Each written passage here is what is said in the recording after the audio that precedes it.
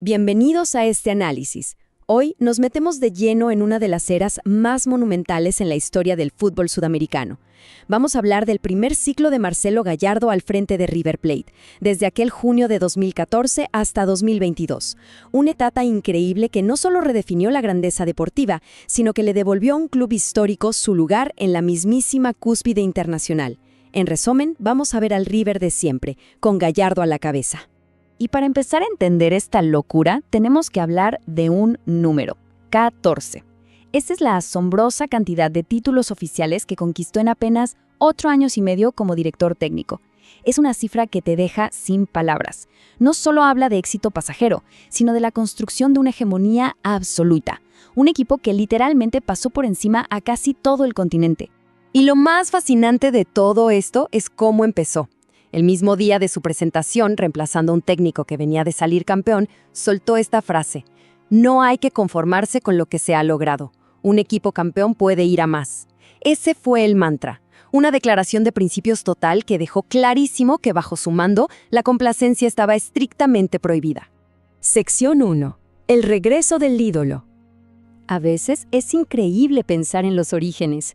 Imagínense que, de niño, durante sus primeras pruebas en las inferiores, el muñeco estuvo a punto de colgar los botines. ¿Por qué? Porque sus compañeros simplemente no le pasaban la pelota. Por suerte, tuvo la rebeldía suficiente para pedir que lo cambiaran de equipo. Se quedó, la rompió y terminó siendo una estrella que levantó 8 títulos en su etapa como jugador. Y claro, esa resiliencia temprana marcó a fuego su carácter para siempre. Y ya como entrenador, es interesantísimo ver cómo se nutrió de dos grandes maestros que eran, digamos, profundamente distintos.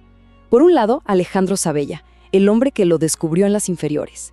De él aprendió la empatía, el manejo del grupo y cómo contener a los más jóvenes. Y por el otro lado, Marcelo Bielsa.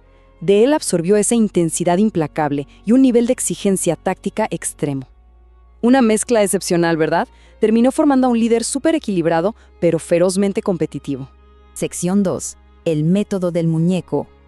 Ok, vamos a desmenuzar esto un poco. Para entender a este monstruo competitivo, hay que mirar sus bases, sus principios innegociables, y esto aplicaba sin importar qué nombres salieran a la cancha.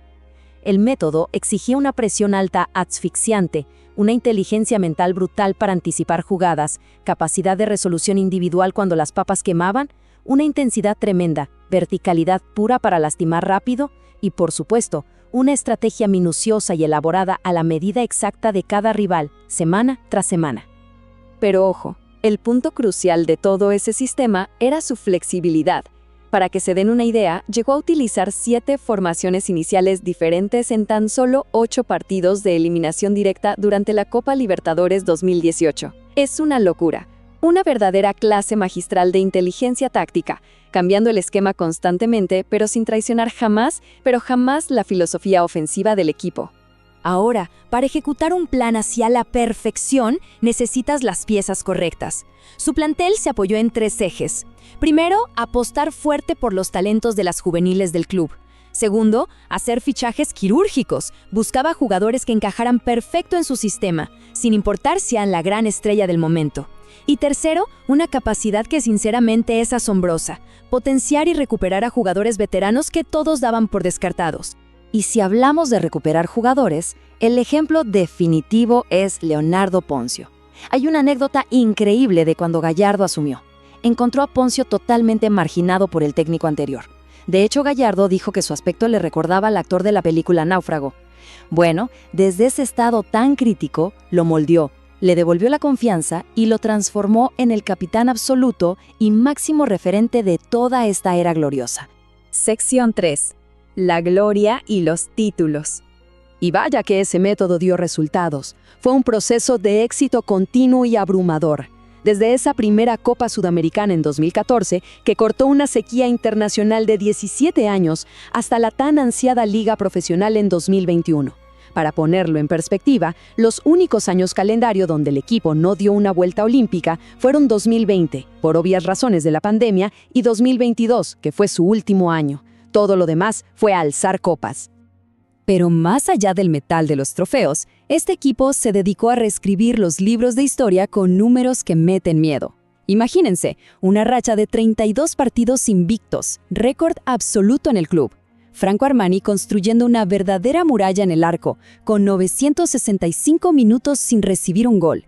Y si hablamos de la localía, el Monumental se volvió una fortaleza inexpugnable, ganando 11 de 12 series internacionales. Una verdadera locura. Aunque, seamos sinceros, el rasgo más icónico y definitorio de estos años fue su superioridad categórica sobre Boca Juniors. Fue algo sin precedentes, eliminarlos en 4 llaves de eliminación directa consecutivas a nivel internacional. Esa hegemonía no solo marcó una época dorada, sino que alteró por completo y para siempre la dinámica histórica de una de las rivalidades más feroces del mundo. Pasamos a la sección 4, la final de Madrid. Porque claro, para valorar la magnitud de ese campeonato de 2018, tenemos que mirar el camino. ¿Y qué camino? Fue sin duda alguna una de las rutas más brutales hacia un título continental. Tuvieron que derribar a pesos pesados todos excampeones de América, Racing Club, Independiente, el Gremio de Brasil, y todo eso desembocando en una final de máxima tensión contra Boca Juniors, que como todos recordarán, por incidentes insólitos, terminó jugándose a miles de kilómetros en Europa. Hay que dimensionar el nivel de estrés psicológico que se vivió ese 9 de diciembre. El entrenador suspendido, encerrado en un palco sin poder bajar a la cancha, y para colmo, el rival pega primero y se pone arriba en el marcador. Sin embargo, contra las cuerdas y ante todas esas adversidades, el equipo demostró una resiliencia gigantesca, logrando una remontada para la historia y sellando un legendario 3-1. ¿Y de dónde salió tanta fortaleza espiritual? Bueno, gran parte descansa en esta frase que ya es inmortal. Que la gente crea, porque tiene con qué creer. La soltó después de perder feo en casa contra Gremio en semifinales. Y sirvió de sostén absoluto para millones de hinchas que estaban ahogados en la angustia.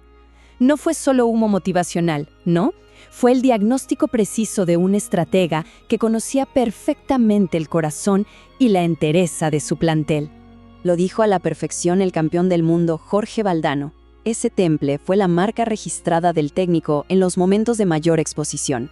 Esa serenidad frente al ruido, ese aplomo, demostraban que él realmente controlaba la situación. Gallardo demostró una identidad que estaba 100% alineada con el espíritu histórico de la institución. Y así llegamos a la sección 5, un legado eterno. Porque al final del día, todo este ciclo maravilloso trascendió la cancha para volverse un fenómeno social y emocional profundísimo. Se creó un lazo irrompible con la hinchada, un vínculo que va mucho más allá de ganar o perder.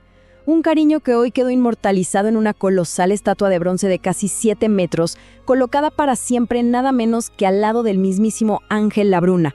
Y es que, cuando nos alejamos un poco y miramos la película completa, su conquista más grande no es una copa de plata. La victoria definitiva fue la restauración del club. Agarró a una institución que venía muy golpeada por crisis pasadas, le inyectó una confianza arrolladora y logró reinstalar ese orgullo y ese ADN de altísima competencia internacional que siempre definió a River. Todo esto nos deja con una reflexión final súper provocadora. Después de moldear una identidad invencible, de romper récords centenarios y de ganarle al máximo rival en el partido definitivo de la era moderna, ¿estamos ante la figura más importante en toda la historia de este gigante del deporte? Es una pregunta verdaderamente fascinante que nos pone a pensar en el lugar mítico que una sola mente brillante puede ocupar en el gran panteón del fútbol. Muchas gracias por acompañarnos en este análisis.